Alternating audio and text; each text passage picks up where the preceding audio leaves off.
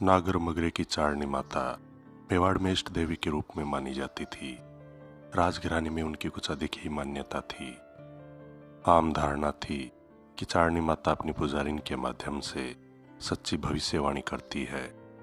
नवरात्रों में माता का आशीर्वाद और भविष्य जान लेने की इच्छा से हजारों भक्त जुट जाते थे।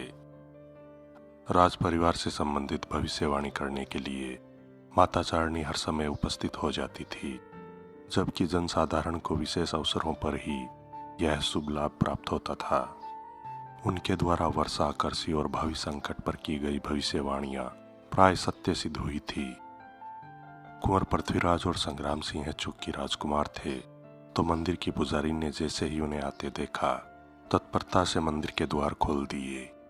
दोनों राजकुमारों ने श्रद्धा से सिर झुकाया और कुछ क्षण माता की स्तुति करके वे मंदिर में प्रवेश कर गए। वहां चारनी माता की एक मूर्ति स्थापित थी और सामने हवन कुंड था। बीच में एक आसन बिछा हुआ था जिस पर माता की पुजारिन बैठती थी। अन्य 3 दिशाओं में भी 3 आसन थे जिन पर प्रश्नकर्ता बैठते थे। दोनों भाई एक दूसरे के आमने सामने बैठ गए। कुछ क्षण बाद पुजारिन आई और अपने आसन पर बैठ गई। पुजारिन ने नेत्र बंद करके कुछ बड़बड़ाना आरंभ किया और धीरे धीरे उसका शरीर झूमने लगा। यह संकेत था कि चारनी माता ने उसके शरीर में प्रवेश कर लिया है। दोनों राजकुमारों ने नतमस्तक होकर चरण स्पर्श किए। कुमारों, चिंता त्याग दो, तुम्हारा भविष्य उज्जवल है। मेरा आशीर्वाद सदैव तुम्हारे साथ है। न कोई ग्रह, न कोई नक्षत्र, न उल्का, न पिंड और न शत्रु, न मित्र इस राजकुमार का कोई अनिष्ट नहीं कर सकते। मेरी कृपा तुम पर सदैव बनी रहेगी। पुजारिन के मुख से कृपालु स्वर निकले। उन्नति और विस्तार ही इसका भविष्य है। माता, कुंवर पृथ्वीराज ने हाथ जोड़कर विनयपूर्वक कहा, आपकी कृपा से मेवाड़ का ऐसा ही सुखद भविष्य रहेगा। यह हमारा विश्वास है, परंतु इस समय हमारा प्रश्न मेवाड़ के भावी महाराणा के विषय में जानने का है। हम दोनों भाई इस सवाल में उलझ गए हैं कि हम में से कौन मेवाड़ का शासक बनेगा, पारंपरिक अधिकारी अथवा जनप्रिय राजकुमार। पुत्रों, शासन का प्राण तो जन ही होता है। जन जिसे प्रिय कहे वही उनका शासक हो तो प्रजा में खुशहाली और राज्य में उन्नति होती है। माता, हमें स्पष्ट भविष्य जानने की इच्छा है। कुंवर पृथ्वीराज व्यग्रता से बोले। मेवाड़ का भावी शासक। पुजारिन के वरद हस्त कुंवर संग्राम सिंह के सिर पर टिके तो कुंवर पृथ्वी सन्नाटे में आ गए। कुंवर संग्राम का हृदय प्रफुल्लित हो उठा, परंतु मन में शंका के बादल घूमड़ आए। माता, यह कैसे हो सकता है? कुंवर संग्राम सिंह ने अविश्वास के साथ कहा, मेरे अग्रज, राज्य के युवराज इस सिंहासन के अधिकारी है। पुत्रों, भविष्य में क्या होगा यह मैं नहीं जानती हूँ। भविष्य वह अंधकूप है जिसमें ध्वस्त परंपरा ऐसी शक्ति है। वास्तव में भाग्य की प्रबलता राजा को रंग को राजा बना देती है। कुंवर पृथ्वीराज ने आवेश में आकर आसन छोड़ दिया और क्रोध में कांपने लगे। मैं ऐसा नहीं होने दूंगा। मैं भाग्य को अधिकार पर अतिक्रमण नहीं करने दूंगा। मेवाड़ का राज सिंहासन मेरा है और इसे मैं किसी अन्य को नहीं हथियाने दूंगा, भले ही वह मेरा भाई ही क्यों न हो। मैं इस भविष्यवाणी को सत्य सिद्ध नहीं होने दूंगा। कुंवर पृथ्वी क्रोध के अतिरेक से गरज उठे। अपने प्रतिद्वंदी के रक्त से प्रथम राज्याभिषेक यही होगा। पुजारिन जोर से हंसने लगी। कंस ने भी यही कहा था, परंतु क्या हुआ?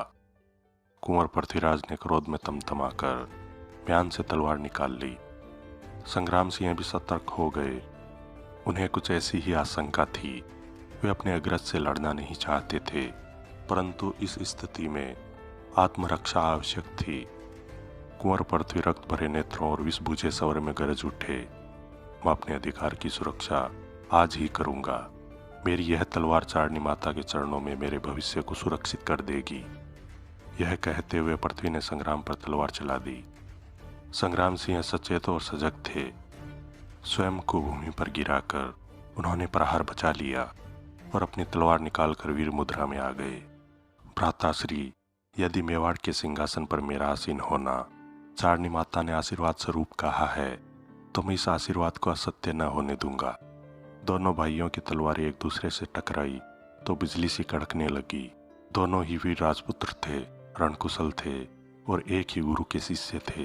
तलवार के प्रहार और बचाव की हर विद्या में दोनों पारंगत थे। मेवाड़ का भविष्य तलवार की धार तय करने वाली थी। परस्पर पैंतरों को काटते हुए दोनों मंदिर से बाहर आ गए और खुले में उनका युद्ध कौशल देख सामने खड़ा सूरजमल भी सन्नाटे में आ गया था। यह तो वह जानता था कि मेवाड़ का राजपूती रक्त सदैव ही उग्र तर रहा है, परंतु इस प्रकार का रणकौशल तो उसने कभी नहीं देखा था। दोनों ही जिस चपलता और दक्षता से एक दूसरे पर प्रहार कर रहे थे, उनमें शीघ्र ही निर्णय की कोई संभावना न थी। एकाएक सूरजमल लगभग चीखता हुआ उन दोनों के बीच कूद पड़ा। कुमारों, सूरजमल ने दोनों हाथ ऊपर उठाए। ठहरो, रुको और यह मूर्खता बंद करो। काका आप बीच में न आए। पृथ्वी के स्वरों में तीव्र आवेश था। आज मेवाड़ के राज सिंहासन के उत्तराधिकारी का निर्णय हो जाने दे। यह निर्णय यदि रक्त बहाकर होना है तो अपनी दोनों तलवारों से मेरे शरीर पर पूरे वेग से प्रहार करो। कम से कम मत तो मेवाड़ के ऋण को चुका सकूं। संग्राम सिंह ने कहा, मैं युद्ध नहीं चाहता। मैं इतना कुलघाती नहीं हूं कि सत्ता के लिए अपने सगे भाई का रक्त बहाऊं। मेरे ऊपर पहला प्रहार इन्होंने ही किया है।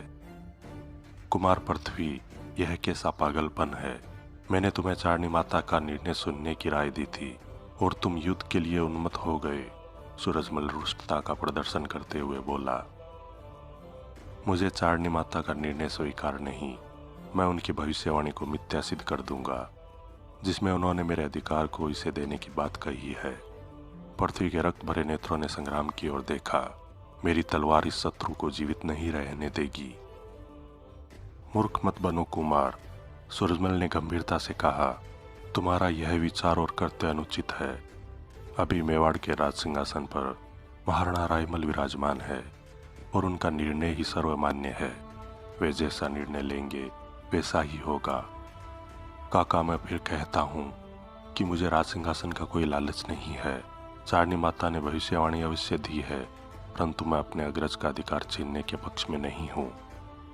देखा कुमार पृथ्वी, कुंवर संग्राम ने क्या कहा।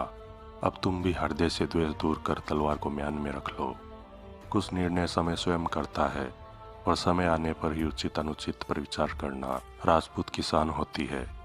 निर्णय को मान्य अथवा अमान्य करना उचित समय पर ही शोभा देता है। वैसे भी राज सिंहासन को योग्यता और पराक्रम की आवश्यकता होती है। इसे तुम दोनों में से कौन प्राप्त करता है, इसके लिए अभी पर्याप्त समय है।